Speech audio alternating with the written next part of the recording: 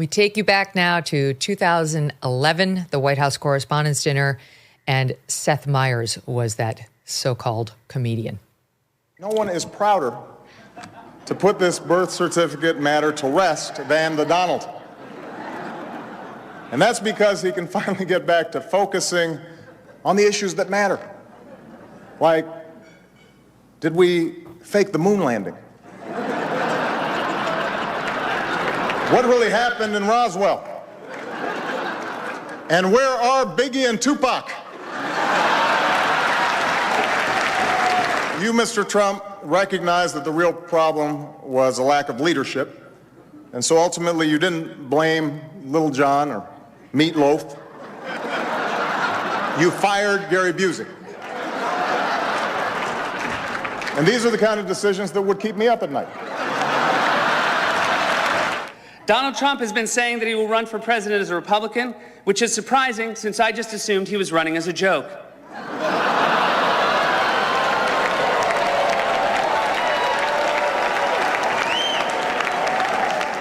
Donald Trump said recently he has a great relationship with the blacks, though unless the blacks are a family of white people, I bet he's mistaken.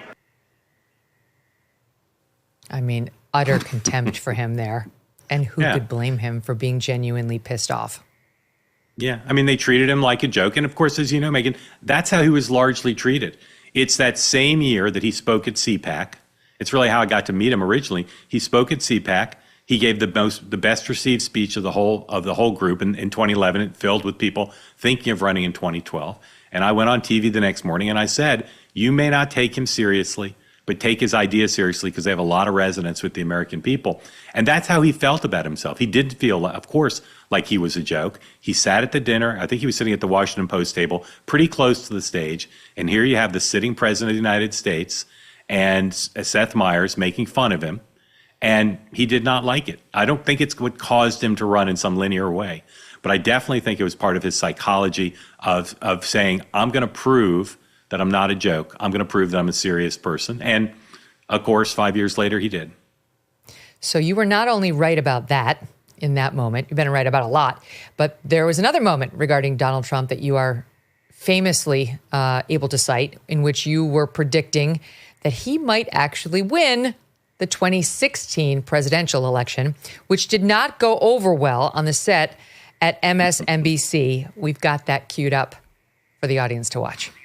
I think you've gone out of your way to find the path, argue for the path, forge the path for him in an argumentative way with your co-host to the nomination tonight. I thought you were interestingly optimistic. Where are you getting the path of positivity you laid out on your broadcast tonight? Well, it's not a question of optimism. It's a question of looking at the data and looking at what's going on in the battleground states. I agree with Steve. She's still overwhelmingly the favorite.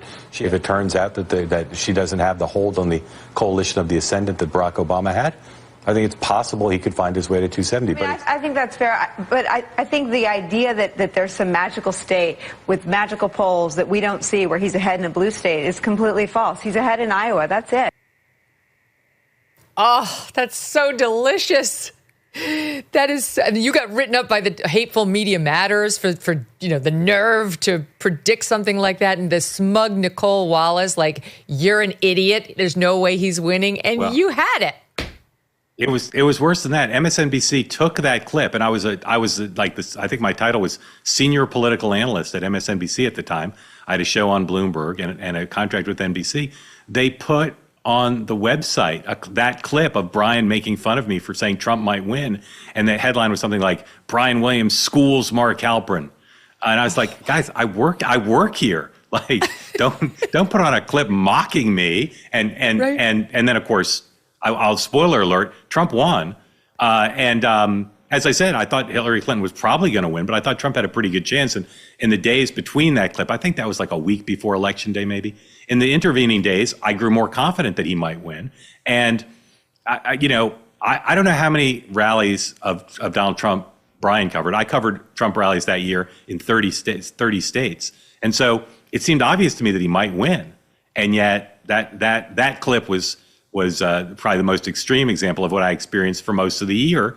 As I told people, as I started doing in 2011, do not underestimate the resonance he has with tens of millions of people. I'm sure they came back and apologized to you and thanked you for your insight after Trump won. So funny you should say that. I called management and I said, take the clip down. And also, because I'm a senior political analyst here, like, trust me, your coverage here should not reflect the possibility that Trump can't win. It should reflect the possibility that Trump can win. I will say I got something that people might, if they were super generous, consider an apology, but I never got an actual apology. Yeah, trust me, they're not big over at NBC on apologies, even when they're clearly owed. Tariff wars, stubborn inflation, no wonder gold has been routinely hitting all-time highs. In volatile markets like the one we have now, don't sit on the sidelines with your head in the sand. You can take control and safeguard your savings. This is why so many Americans today are turning to Birch Gold Group. They have helped tens of thousands convert an existing IRA or 401k into an IRA in physical gold. Is it time for you to hedge against economic instability with gold? To learn how to own physical gold in a tax-sheltered account, text MK to 989898. Birch Gold will send you a free, no-obligation info kit. Again, text MK to the number 989898. With an A+ rating with the Better Business Bureau and countless 5-star reviews, Birch Gold has helped many protect their savings with gold.